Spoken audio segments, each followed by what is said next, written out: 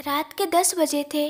नींद आ रही थी और वो अपने कमरे में बैठी खामोश सी थी। अगले दिन उसका जन्मदिन था। हर साल उसका जन्मदिन यूं ही बीतता था, जागती रातों के साथ। क्या इस बार कौशिक उसे जन्मदिन की शुभकामनाएं देगा?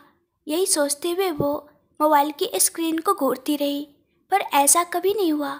कभी भी कौशिक ने उसे खुद से जन्मदिन की बधाई नहीं दी। हर बार उसे ही फ़ोन करके कहना पड़ता, मुझे विश नहीं करोगे? और फिर वो उससे ज़बरदस्ती शुभकामनाएं लेती। उसने यही सब सोचते सोचते अपने आंसू पोंछे। अब तो हालात बदल गए थे। अगला बर्थडे वो कौशिक की पत्नी बनकर मनाने वाली थी। इस ख्याल से खुश होना चाहिए था, मगर ना जाने क्यों उसके दिल में एक अजीब सी खालीपन थी। वो अपनी उलझी हुई सोच में डूबी रही। समय का पता ही नहीं चला। रात के 11 बजने को थे, तभी उसके कमरे के दरवाजे पर दस्तक हुई। इस वक्त कौन हो सकता है? अभी तो 12 भी नहीं बजे। आंसुओं को छुपाने के लिए जल्दी से उसने अपनी आंखें पोंछी और दरवाज़ा खोलने गई। दरवाजे के बाहर आदित्य खड़ा था। उसे देखकर वो चौंक गई। आप इस वक्त यहाँ? आदित्य ने हल्की मुस्कान के साथ पूछा। क्या मैं अंदर आ सकता हूँ? आदित्य अंदर आओ कहते हुए उसने दरवाज़ा खोल दिया। आदित्य अंदर आकर सोफे पर बैठ गया। उसने अदिति को भी पास बैठने को कहा। वो चुपचाप बैठ गई। उसकी नज़रें आदित्य पर टिकी रही। आदित्य ने ध्यान से उसे देखा और पूछा, क्या हुआ? तुम्हारी आंखें इतनी लाल क्यों हैं? रोई हो क्या? नहीं, कुछ नहीं, बस नींद ठीक से नहीं आई, सोने ही वाली थी, तभी तुम आ गए, उसने नज़रें चुराते हुए कहा। आदित्य ने एक गहरी सांस ली और बोलना शुरू किया। मैं जानता हूँ मैंने तुमसे कभी ठीक से बात नहीं की, हम कभी करीबी दोस्त भी नहीं रहे, लेकिन इसका ये मतलब नहीं कि मुझे कुछ पता नहीं। तुम्हारे मन में क्या चल रहा है ये समझने के लिए बहुत कुछ जानना ज़रूरी नहीं है। कौशिक बुरा इंसान नहीं है, लेकिन तुमने उसे जिस तरह चाहा वो बात अलग है। तुम्हारे और कौशिक के बीच जो कुछ भी है वो मुझे पता है। मैंने बस यही सोचा कि एक दिन तुम खुद मुझसे इस बारे में बात करोगी, लेकिन अब तक तुमने कुछ नहीं कहा। ये सुनते ही अदिति ने शर्मिंदगी और अपराध बोध से सिर झुका लिया। सॉरी भैया, आपसे कुछ छुपाने का इरादा नहीं था, पर मैं जानती थी अगर मैंने आपको कहा तो आप ज़रूर कुछ न कुछ करके मुझे कौशिक से शादी करवा देते, लेकिन मैं ऐसा नहीं चाहती थी। मेरी चाहत थी कि वो मुझे खुद चाहे, मेरे प्यार को महसूस करे। मैं चाहती थी कि हमारी शादी सिर्फ मेरी ख्वाहिशों की वजह से ना हो, बल्कि उसके दिल में भी वही प्यार जागे। लेकिन किस्मत को कुछ और ही मंजूर था। अब जो शादी हो रही है वो मेरी ख्वाहिशों की वजह से नहीं, आपकी खुशी की वजह से हो रही है। आदित्य ने उसकी आंखों में देखते हुए पूछा, क्या यही वजह है कि तुम कौशिक से इतनी नाराज़ हो? उसकी नज़रों में कुछ ऐसा था जैसे वो सब कुछ जानता हो। अदिति ने कड़वे लहजे में कहा, आपको लगता है कि मुझे इस शादी से कोई शिकायत नहीं होनी चाहिए, है ना? लेकिन सच तो ये है कि मुझे सबसे ज़्यादा तकलीफ़ इस बात से है कि उसने कभी मेरा प्यार महसूस ही नहीं किया।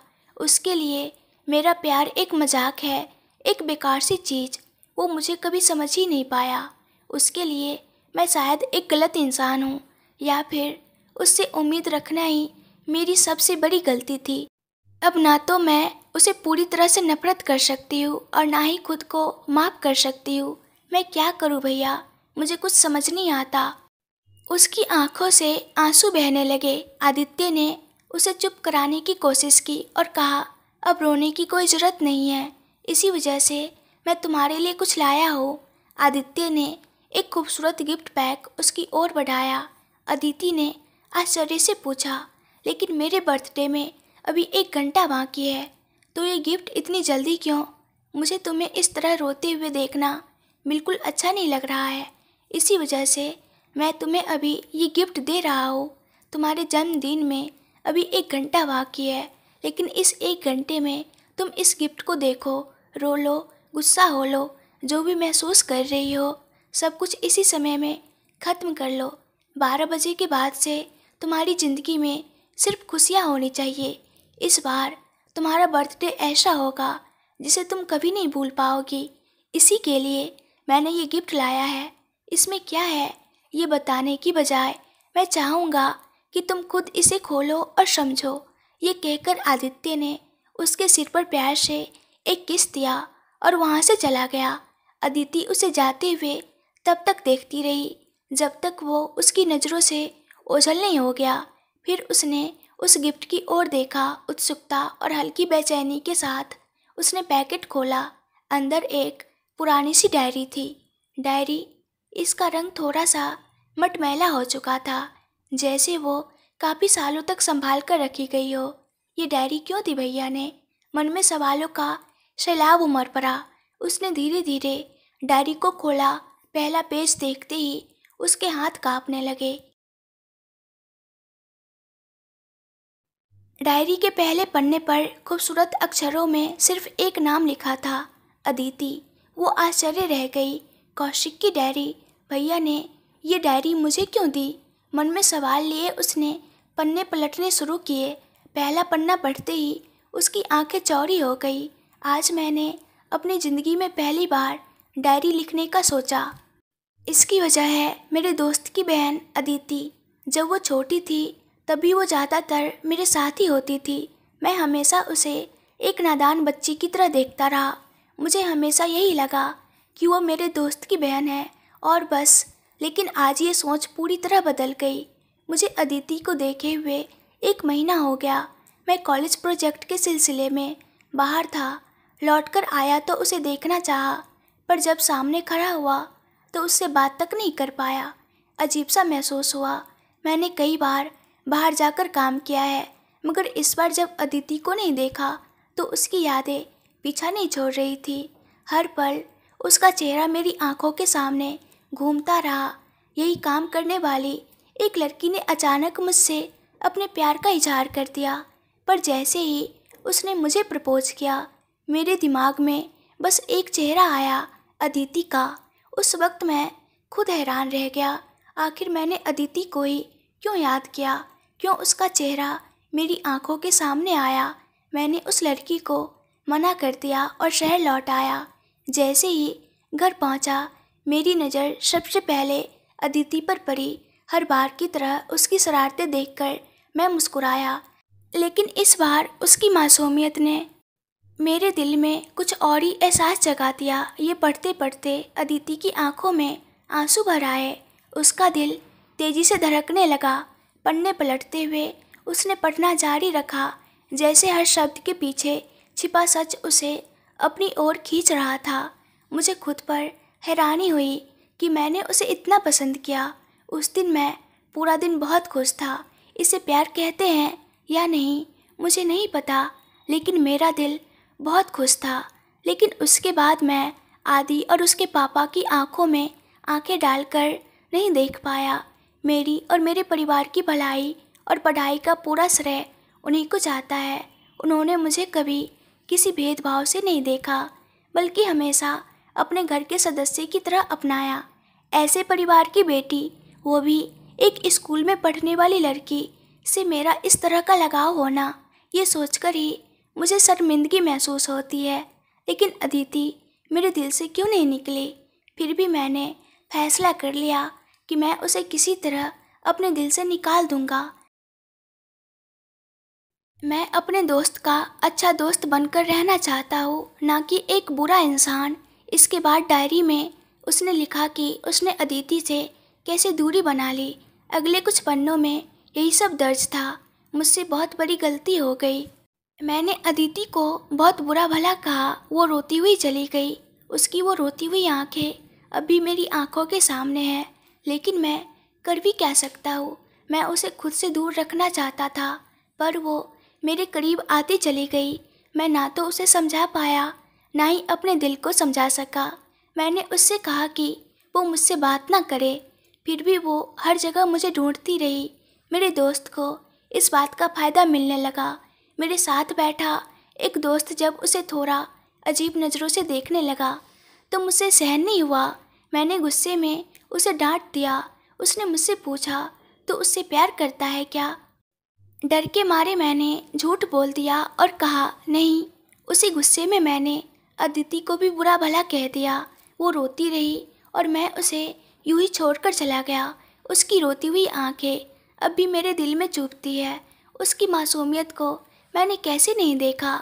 वो तो बस एक बच्ची है, उसे क्या पता। वो रोई और मेरी आत्मा जैसे मर गई। डायरी के हर पन्ने में बस अदिति ही थी। उसे देखना, उसे डांटना, उसे रुलाना, उसकी हर तकलीफ़ जैसे इस लड़के के शब्दों में झलक रही थी। हर पन्ने में बस अदिति थी। अदिति को विश्वास ही नहीं हो रहा था कि उसने उसे इतना गहराई से प्यार किया है। डायरी के हर शब्द में उसकी भावनाएं झलक रही थी। अदिति के लिए उसका प्यार, उसकी बेचैनी उसके मन में घर कर गई। अपराध बोध की भावना और यह डर कि वह अपने दोस्त के साथ विश्वासघात कर रहा है। कुल मिलाकर प्यार और अपराध बोध के बीच फंसे उस लड़के की हर पीड़ा डायरी के शब्दों में बसी थी। अदिति जैसे जैसे बढ़ती गई, उसकी आंखों से आंसू छलकने लगे। पता है आज क्या हुआ? अदिति ने मुझे प्रपोज कर दिया। उसने मुझसे प्यार करने की बात कबूल की। पर वो कैसी बातें कर रही थी, देखी तुमने? जैसे वो कोई बच्ची हो। क्या सच में वो बच्ची है? अगर वो इतनी छोटी होती तो क्या मैं उससे प्यार करता? लेकिन मैंने ही उसका प्यार ठुकरा दिया, ये कहकर कि मैं उसे उस नज़र से नहीं देखता। मैंने उसे तकलीफ़ दी।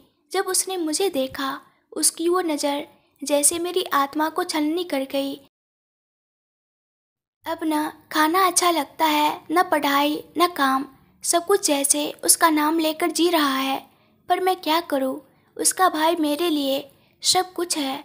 उसका ख्याल रखने वाला, उसकी खुशी में खुश होने वाला इंसान, और मैं उसी की बहन से प्यार कर बैठा। ये कितना गलत है।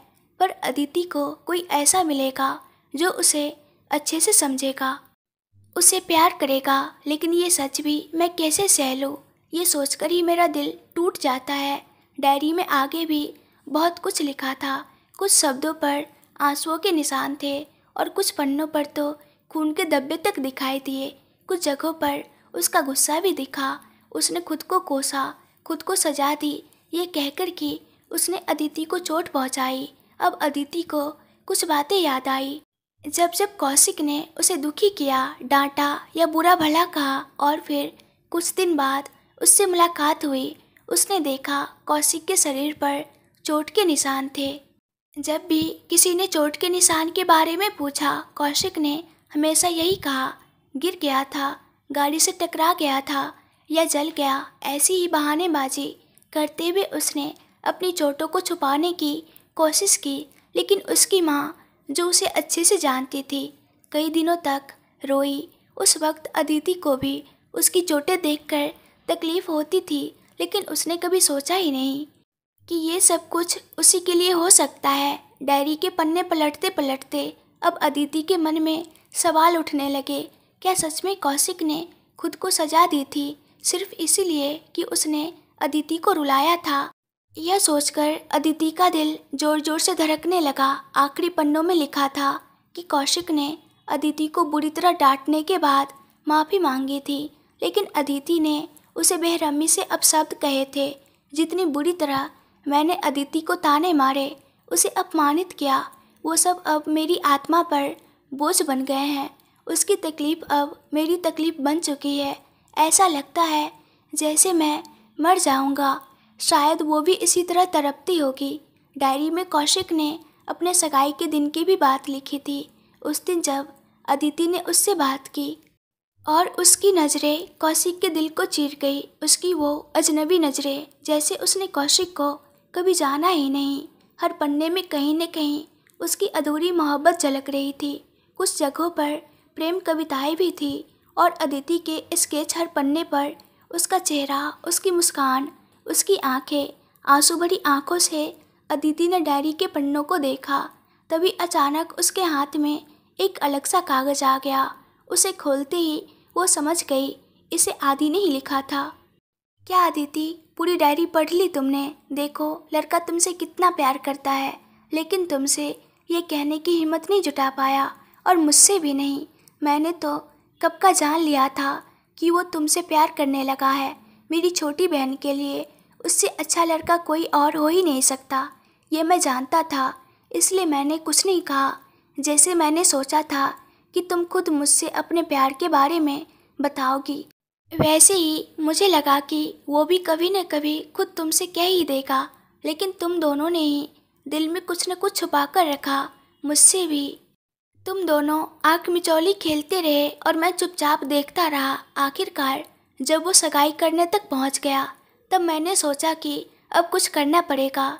या तो वो तुमसे अपने प्यार का इजहार कर ले, या फिर किस्मत खुद तुम दोनों को मिलाने का कोई रास्ता निकाल ले। और देखो, भगवान ने वाकई ऐसा ही किया। उस दिन मेरी खुशी का कोई ठिकाना नहीं था। मैंने सोचा कि जब तुम दोनों को एक दूसरे से प्यार है और तुम दोनों की शादी हो रही है, तो तुम लोग बहुत खुश रहोगे।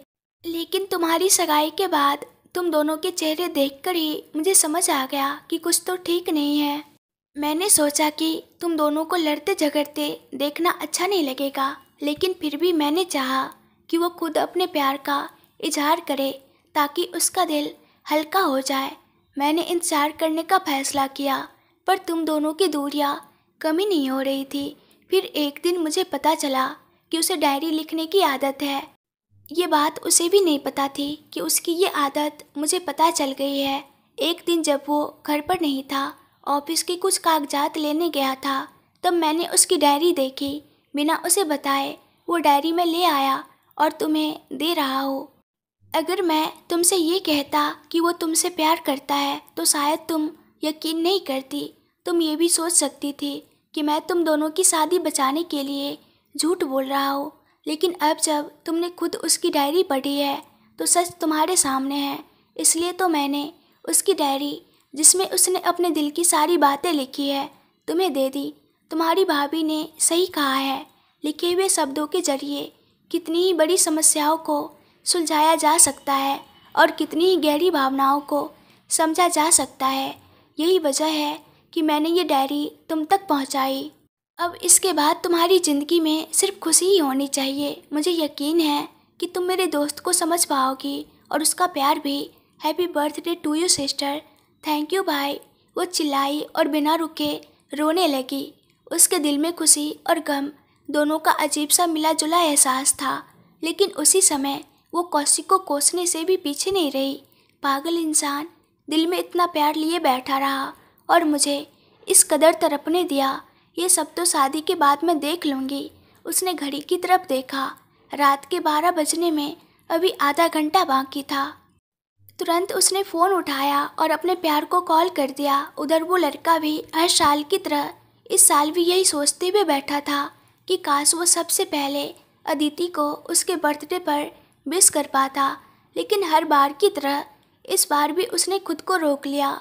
वो सोच रहा था कि क्या इस बार फ़ोन करके बताऊं, लेकिन इतने सालों की खामोशी के बाद, और ख़ासकर अब जब उनकी सगाई हो चुकी थी, उसे डर था कि कहीं अदिति उसे गलत न समझ ले।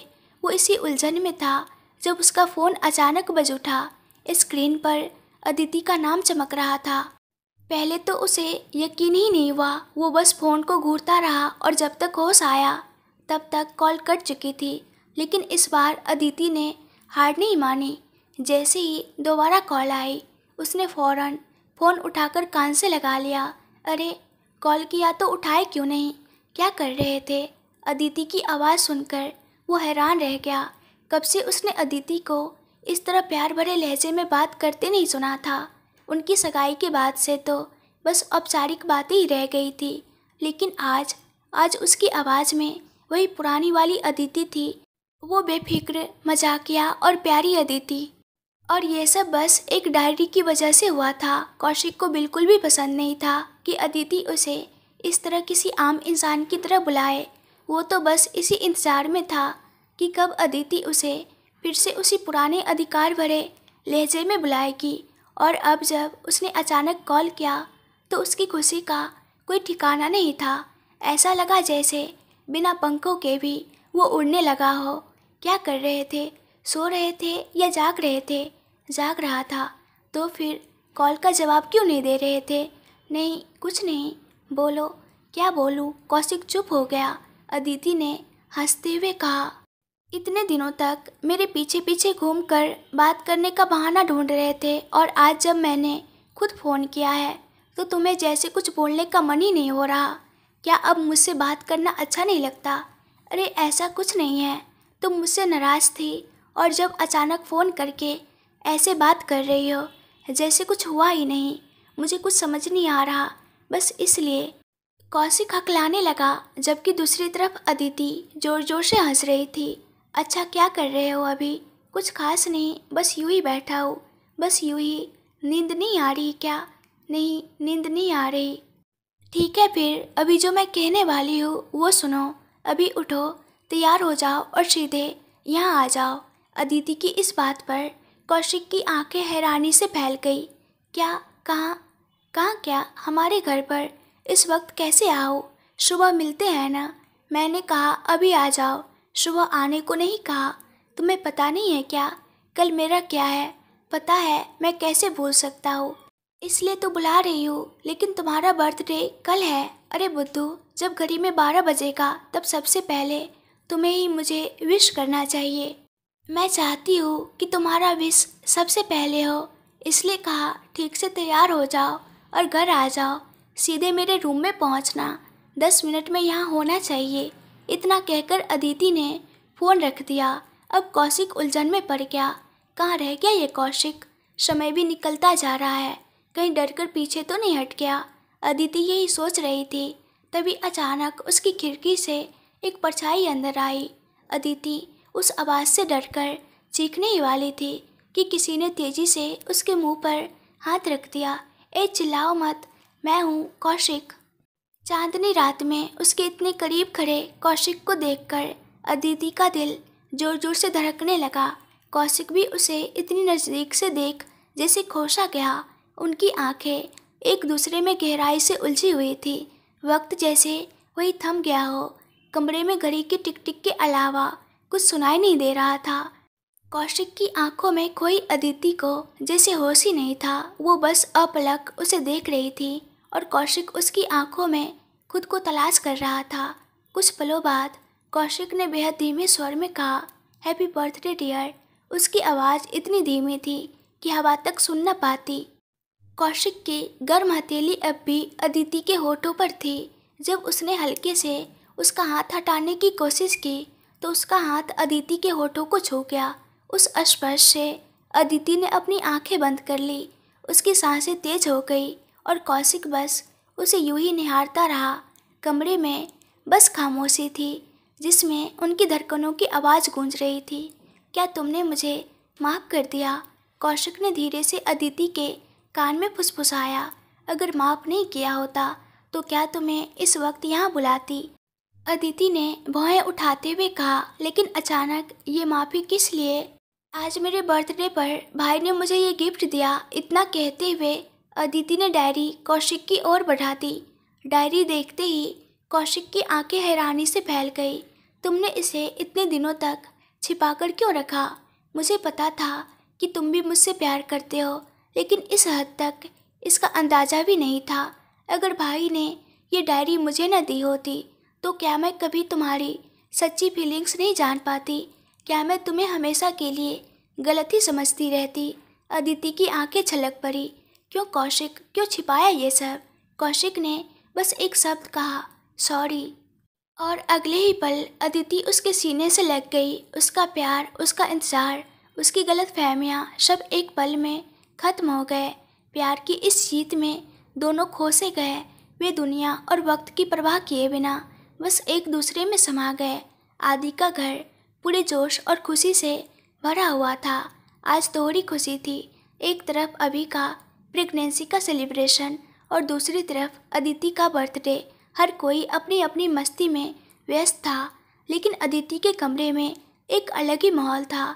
कमरे में 3 औरतें बैठी हुई थी और उनकी बातचीत का मुख्य विषय था अदिति की लव स्टोरी। क्या बात कर रही हो? कौशिक भाई तुमसे इतना प्यार करते हैं, मुझे तो यकीन ही नहीं हो रहा। अनु ने चौंकते हुए कहा। मुझे भी नहीं हो रहा था भाभी।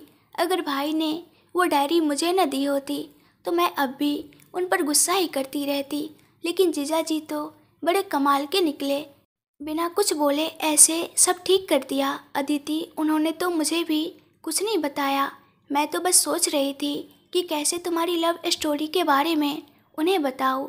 लेकिन देखो, उन्होंने पहले से ही सब पता था और वो ऐसे बर्ताव कर रहे थे जैसे कुछ मालूम ही ना हो। मेरे भाई को कोई हल्के में मत लो, अदिति ने गर्व से कहा। ठीक है, तुम जीत गई, लेकिन छोड़ो वो सब। ये बताओ, कल रात तुम दोनों में काफ़ी रोमांस चल रहा था, है ना?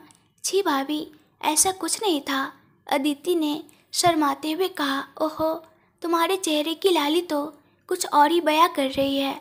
अनु और उसकी भाभी दोनों ने मिलकर चिढ़ाना शुरू कर दिया। उनकी खिलखिलाती हंसी पूरे कमरे में गूंज रही थी। तभी दरवाजे पर दस्तक हुई और आदि अंदर आया। अनु और अदिति ने उसे देखते ही अपनी हंसी रोक ली, लेकिन उनके चेहरों पर शरारत साफ झलक रही थी। जैसे ही वो खड़ा हुआ, उसने कहा, मैं क्या कोई स्कूल टीचर हूँ जो मुझे देखकर खड़े हो गए? बैठो। और अनु, तुम्हारा इस तरह झट से उठ जाना अच्छा नहीं है, थोड़ा ध्यान रखा करो। लो, ये जूस पियो। कहते हुए उसने तीनों को जूस दिया। अभी को जूस देते समय वो बोला, क्यों, मैं आया तो सब खड़े हो गए, पर तुम अकेली बड़ी मज़े से बैठी रही। अभी ने मुस्कुराते हुए कहा, क्या आप टीचर हो जो आपको देखकर खड़े हो जाए? अच्छा छोड़ो, तुम्हारा चेहरा ऐसे क्यों लटका हुआ है? उसने उसके बगल में बैठते हुए पूछा। अभी ने गुस्से से मुंह फेर लिया और बोली, मेरा चेहरा तो हमेशा ऐसा ही रहता है। हाँ, वो तो दिख ही रहा है। कहते हुए उसने मजाकिया अंदाज में हंसी उड़ाई। फिर भी अभी चुपचाप बैठी रही। आदि ने माँ की दोनों को देखते हुए पूछा, क्या हुआ? इतनी देर तक तो मस्ती से बातें कर रही थी। तुम लोग अदिति और कौशिक को लेकर खुश हो रहे थे, फिर अभी का मुंह क्यों लटक गया? आपने इससे अदिति के बारे में कुछ नहीं कहा, इसलिए गुस्सा हो गई। अगर ऐसा है तो तुम भी तो इतने दिनों से कुछ नहीं बोली थी। अनु, लड़कियां जब प्रेग्नेंट होती है तो उनकी जो भी इच्छाएं होती है वो पूरी करनी चाहिए ना, नहीं तो बच्चे पर असर पड़ेगा। तुमने भी तो कहा था कि अक्षय ने सब कुछ किया है। हाँ तो फिर, लेकिन इन्होंने तो मेरी किसी भी इच्छा को पूरा नहीं किया। पता है, यह सुनते ही आदि को उसकी बात याद आ गई और उसे हंसी आ गई। अभी तुम जो कह रही हो वो सब सच नहीं है, ये सब बस झूठ है। और तुमने जो खास बात कही वो ना करने से कुछ भी नहीं होगा। चलो देख लेते हैं, तुम जो भी कहोगे कर ही देंगे। खासकर अभी जब तुम प्रेग्नेंट हो तो तुम्हारी हर बात मान लेंगे, लेकिन पक्का वो सब बेकार ही लगेगा। क्या तुम उनकी साइड ले रही हो? कौन किस लिए सही है ये उन्हें अच्छे से पता है, इसलिए ज़्यादा मत सोचो, बाहर आ जाओ। अब तो रिश्तेदार भी एक एक करके आना शुरू हो गए हैं। इतना कहकर वो बाहर चला गया। कुछ देर बाद उन्होंने अभी को बुलाकर सोफे पर बैठा दिया। उस हल्के और प्यारे से सजे धजे माहौल में वो किसी अप्सरा की तरह चमक रही थी। उसे देखते ही उसने मुस्कुराकर आंख मारी और एक उड़ता हुआ किस देते हुए मस्ती में चला गया। जैसे ही राजा के साथ कायल वहाँ आई, अपनी दोस्त को देखते ही अभी बाकी सब कुछ भूल गई। उसने कायल को कसकर गले लगा लिया, अपनी प्यारी दोस्त के पेट में एक नन्ही जान को पलते हुए सोचकर। उसकी आंखें खुशी के आंसुओं से भर आई, लेकिन वो जल्दी से आंसू पोंछकर बोली, कल मैं नहीं आ पाई, सॉरी। उस घर में क्या हुआ? अभी ने पूछा तो कायल ने उसे सारी बातें बता दी। तूने बिल्कुल सही किया कायल, अपनी चाची को तो और भी सबक सिखाने चाहिए थे। तूने कुछ भी गलत नहीं किया, ये तो तुझे पहले ही करना चाहिए था। अरे बाप रे दादी, आपको उस औरत के बारे में कुछ नहीं पता। कायल अगर चुप भी रहे तो भी वो कोई न कोई तमाशा खड़ा कर ही देगी। अब तो कायल ने जाकर उसे डांट भी दिया तो पक्का वो कुछ न कुछ बदला लेने की कोशिश करेगी। अगर वो कुछ करने की सोचेगी भी तो हम उससे पहले एक काम करेंगे, जल्दी से इनकी शादी करा देंगे। इतना कहकर सलीम और बेगम भी वहाँ आ गए। अभी और कायल ने दौड़कर उन्हें गले लगा लिया। उन्होंने भी अपनी बेटियों की तरह उन्हें खूब प्यार किया।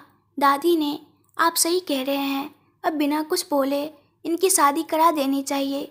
नहीं दादी, अभी शादी नहीं चाहिए, राजा ने दृढ़ता से कहा। क्यों राजा? क्योंकि इनके मम्मी पापा जेल में हैं, ऐसे में वो शादी कैसे कर सकते हैं? चाहे कुछ भी हो जाए, आखिर वो उनके माता पिता है। ऐसी बात नहीं है। उन्होंने तो कभी मुझे अपने बच्चे की तरह माना ही नहीं। वैसे भी उन्होंने मुझे कैसे पाला ये तो सब जानते हैं, लेकिन मैंने शादी न करने का जो फैसला लिया है इसका कारण कुछ और है। राजा ने कहा तो सबने हैरानी से उसकी ओर देखा। भले ही आप लोग ने अभी के लिए ये गोद भराई रखा हो और सोने की थाली में बैठाकर इज्जत दी हो, लेकिन सच तो ये है कि उसका पहला प्रसव उसके मायके में होना चाहिए, क्योंकि उसके माता पिता सही नहीं हैं। इसका मतलब ये नहीं कि उसे उसके मायके जाने का हक नहीं है। इसलिए मैंने सोचा कि कम से कम उसके बच्चे के जन्म तक मैं उसकी देखभाल करूँगा। ये सुनते ही अभी ने राजा को गले लगा लिया। उसके पास अपनी भावनाओं को जाहिर करने के लिए शब्द नहीं थे। सभी ने उनके बीच के प्यार को देखकर भावुकता से भरी नज़रों से उन्हें देखा। मुझे तुरंत शादी करनी है, और वो भी अभी के बच्चे के जन्म से पहले, उसने दृढ़ता से कहा, जिससे सब चौंक गए। कायल ने अचानक कहा कि शादी तुरंत होनी चाहिए, जिससे हर कोई हैरान रह गया। अभी और आदि मुस्कुराते रहे। अब इतनी जल्दी क्या है? क्यों, तुम्हें डर है कि मैं तुम्हें धोखा दूंगा? राजा ने चिढ़ाते हुए कहा, और अभी ने उसकी पीठ पर हल्की सी थपकी मारी। तुम्हें कायल के बारे में पता नहीं है क्या? उसे लगता है कि उसके नंदों के बच्चों की देखभाल उसे करनी चाहिए। कायल ने कहा, हाँ सही कहा। वैसे भी मेरी तो 2 ननद है और दोनों एक दूसरे से बिल्कुल अलग है, और मुझे ही उनके बच्चों का ख्याल रखना पड़ेगा। तुम्हारे भाई को तो बस बात करने का शौक़ है, बाकी कुछ नहीं आता। तो बेगम बोली, तुम अनु के बच्चे का ध्यान रखो और तुम्हारी और अभी के बच्चे का ध्यान मैं रखूँगी। अरे नहीं, इसकी कोई ज़रूरत नहीं है, आदि और राजा ने एक साथ कहा, जिससे बाकी लोग हंस पड़े। तभी उन्हें एहसास हुआ कि वे क्या कह रहे थे। अभी से डर लगने लगा। अपनी पत्नियों से इतना प्यार जो करते हो, किसी ने मजाक किया और कायल और अभी शर्म से लाल हो गई। अरे इतना भी दूर नहीं भेज रहे हैं, बस थोड़ी दूरी ही तो है। अरे तुम्हारी पत्नियों को ऊटी नहीं भेज रहे हैं, इसी शहर में 10 गलियां छोड़कर ही भेज रहे हैं, इसमें क्या डरना। तभी सलीम ने कहा, हाँ सही कहा। वैसे भी कुछ समय से हम यहाँ आने का ही प्लान बना रहे थे। कल ही बताया गया कि घर और दुकान दोनों तैयार है, इसलिए सोचा कि भाई से बात करके पता कर ले। हमने तो बस सोचा था, लेकिन तुमने इतनी अच्छी खबर दे दी कि कुछ और सोचने का मौका ही नहीं मिला, इसलिए फटाफट चले आए। आज पूजा खत्म होते ही वहाँ जाकर सब कुछ देख लेंगे और बात भी कर लेंगे। हम भी यहीं अपनी बेटियों के साथ रहेंगे, है ना? हाँ, अभी और कायल ने खुशी से एक साथ चिल्लाया, सुपर माँ, कितने दिनों से हम कह रहे थे कि यहाँ आओ, और अब कम से कम तुम्हारा मन तो मान गया, बस वही काफ़ी है। अभी अगर माँ यहाँ आ गई तो हमारे लिए तो बस मज़े ही मज़े है। हाँ अभी, अब तो तुम, मैं और अनु दीदी मिलकर अक्सर अम्मा के घर जाकर रुक सकते हैं, है ना? बिल्कुल, जैसे पहले छुट्टी मिलते ही हम अम्मा के घर जाते थे, वैसे ही अब भी जा सकते हैं। चाहे ससुराल में हमें कितना भी अच्छा क्यों न रखा जाए, लेकिन मायके जाते ही हर लड़की के चेहरे पर अलग ही खुशी आ जाती है। देखो ना, लड़कों को इतने दिनों तक कुछ भी कहो फिर भी वे शांत रहते हैं, लेकिन अब अगर तुम उन्हें थोड़ा भी डांट दोगे तो वे सीधे अपनी अम्मा के घर भाग जाएंगे। इस बात को याद रखो और अच्छे से रहो। यह सुनकर वहाँ मौजूद सभी लोग हंस पड़े।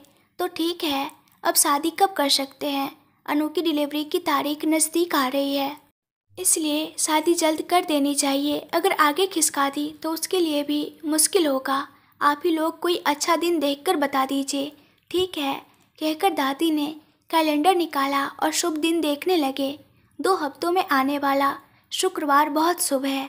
अगर उसे छोड़ दिया तो उसके बाद 1 महीने तक कोई अच्छा दिन नहीं है।